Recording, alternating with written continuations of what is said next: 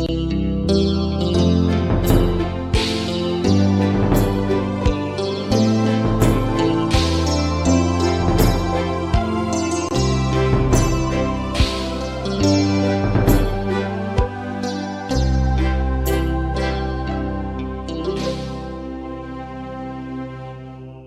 Bapak Ibu, saudara-saudara yang dikasihi Tuhan, berjumpa lagi dalam program Morning Call GPIB. Kali ini bersama dengan saya, Satya Lan Samsudin Hutagao. Saya pendeta jemaat GPIB yang melayani di GPIB Sion Nunukan, Pos Pelkes, Betel Binusan, Kalimantan Utara. Sebelum kita merenungkan firman Tuhan bersama-sama, mari kita berdoa memohon bimbingan Roh Kudus. Kita berdoa. Puji dan syukur kami panjatkan kepadamu ya Tuhan, karena Engkau mengaruniakan kami hari yang baru, kehidupan yang baru. Dan biarlah hari baru dan kehidupan baru ini boleh kami isi dengan karya hidup yang memuliakan nama Tuhan. Karena itu biarlah hikmat-Mu menuntun kami. Nyatalah itu melalui pembacaan Alkitab kami. Biarlah Roh Kudus saja yang memberikan pengertian dan memampukan kami melakukannya. Dalam Kristus Yesus kami berdoa. Amin. Bapak Ibu, saudara-saudara yang dikasihi Tuhan, pembacaan Alkitab kita dalam renungan pagi ini terdapat dalam Injil Matius pasal 8 ayat 1 sampai 4. Lembaga Alkitab Indonesia memberi judul Yesus menyembuhkan seorang yang sakit kusta. Setelah Yesus turun dari bukit, orang banyak berbondong-bondong mengikuti dia. Maka datanglah seorang yang sakit kusta kepadanya, lalu sujud menyembah dia dan berkata, "Tuan, jika Tuan mau, Tuan dapat mentahirkan aku." Lalu Yesus mengulurkan tangannya menjamah orang itu dan berkata, "Aku mau, jadilah engkau tahir." Seketika itu juga, tahirlah orang itu daripada kustanya. Lalu Yesus berkata kepadanya, "Ingatlah, jangan engkau memberitahukan hal ini kepada siapapun, tetapi pergilah, perlihatkanlah dirimu kepada imam, dan persembahkanlah persembahan yang diperintahkan Musa sebagai bukti bagi mereka."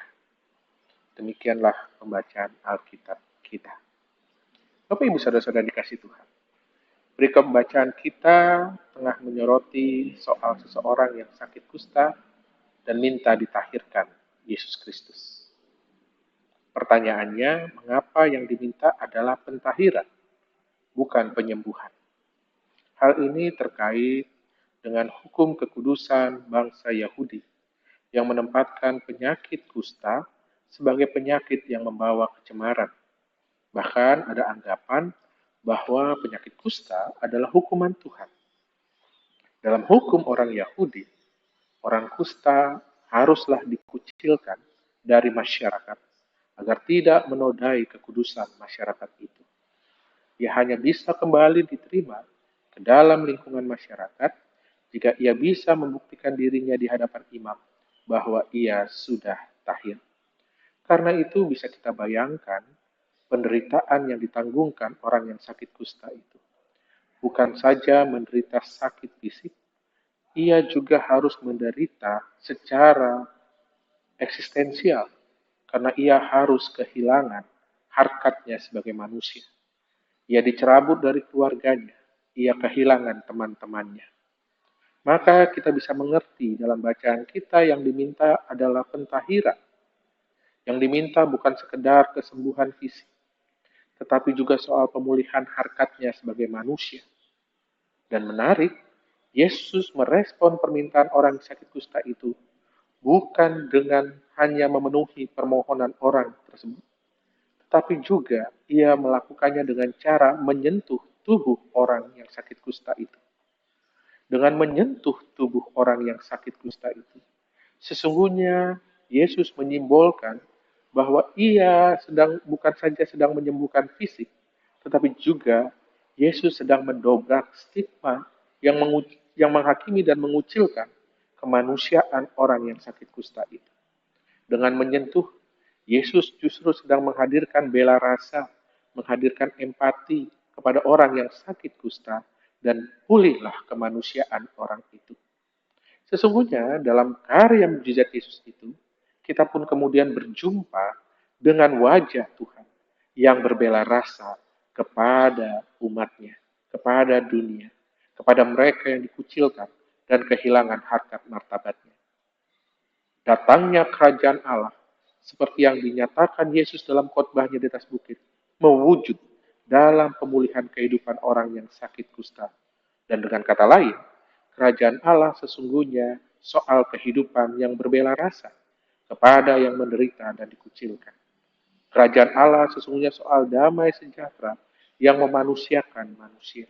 Itu dimulai dengan karya Yesus membongkar stigma-stigma dan memulihkan citra Allah dalam diri setiap orang.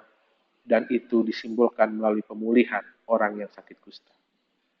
Maka bercermin dari bacaan Alkitab kita pada saat ini, kita pun diajak untuk menyadari bahwa stigma-stigma atau penilaian-penilaian negatif ternyata masih ada di tengah masyarakat kita. Bukan saja stigma terhadap orang kusta masih kita temui, tetapi juga stigma-stigma itu juga berlaku dalam berbagai bentuk sakit penyakit lainnya.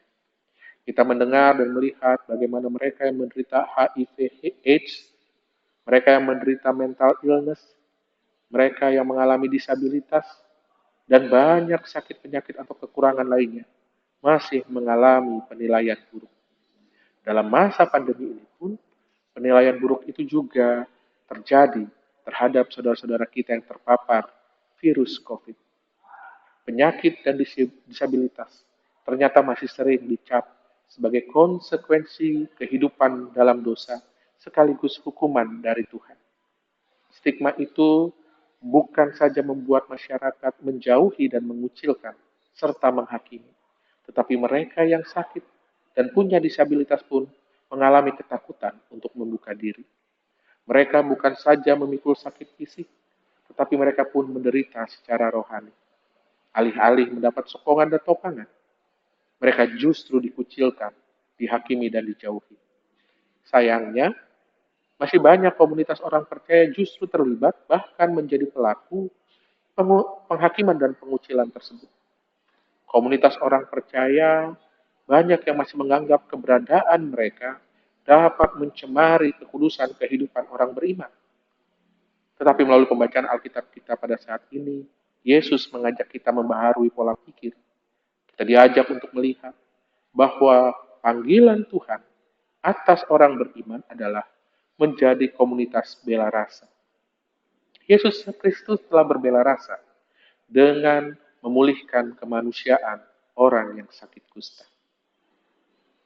Yesus mematahkan stigma buruk yang membelenggu orang yang sakit kusta.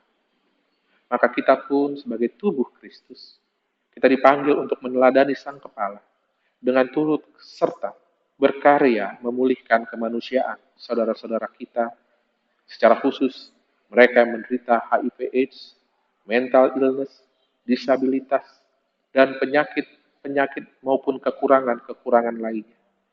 Kita dipanggil mewujudkan kepedulian, dan kepedulian itu bisa kita bentuk dengan menciptakan suatu suasana persekutuan yang ramah dan peduli kepada mereka yang bergumul dengan kesehatan hidup mereka. Mereka yang menderita HIV/AIDS, mental illness, disabilitas, maupun mereka yang terpapar penyakit COVID, butuh perhatian, butuh topangan, butuh kepedulian. Dan kita kemudian bisa mewujudkan topangan dan kepedulian itu dengan membangun ruang persekutuan yang bersahabat, yang mendukung saudara-saudara kita untuk boleh punya kembali pengharapan pemulihan fisik maupun pemulihan rohani. Dan mereka juga boleh kembali berpengharapan memiliki masa depan di dalam kasih Tuhan.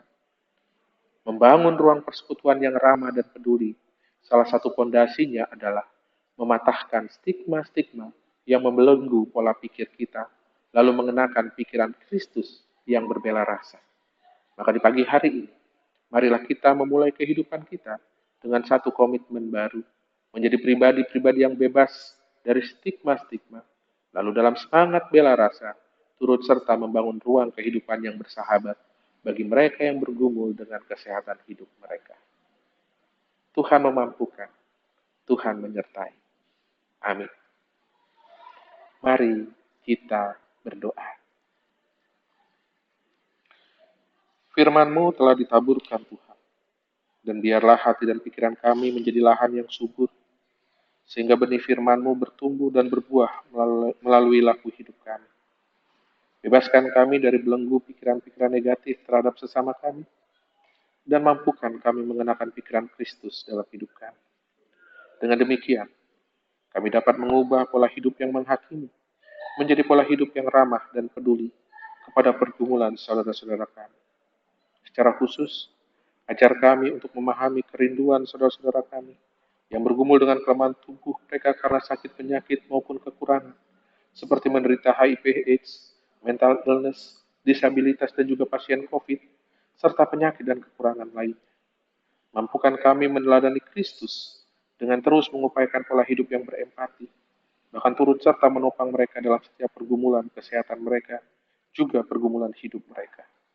Pakai kami Tuhan menjadi alat-Mu dalam menghadirkan damai sejahtera-Mu kepada sesama kami, terlebih mereka yang menderita. Kami juga berdoa agar Tuhan memampukan GPIB untuk menjadi gereja milik Tuhan yang memanusiakan sesama melalui karya pelayanan. Berkati bangsa kami dan juga bangsa-bangsa lainnya yang bergumul dengan pandemi COVID. Mampukan kami untuk bertekun melaksanakan protokol kesehatan, pakai vaksin yang ada untuk menjadi saluran karya keselamatan. Berkati setiap pihak yang Tuhan pakai dalam menanggulangi pandemi ini. Beri keselamatan kepada mereka, beri hikmat kepada mereka. Berkati kami dalam menjalani hari ini, sehingga kami tetap ada dalam karya keselamatan-Mu. Dalam Kristus Yesus kami berdoa. Amin. Kiranya Tuhan senantiasa menjadi sumber pengharapan hidup kita. Salam.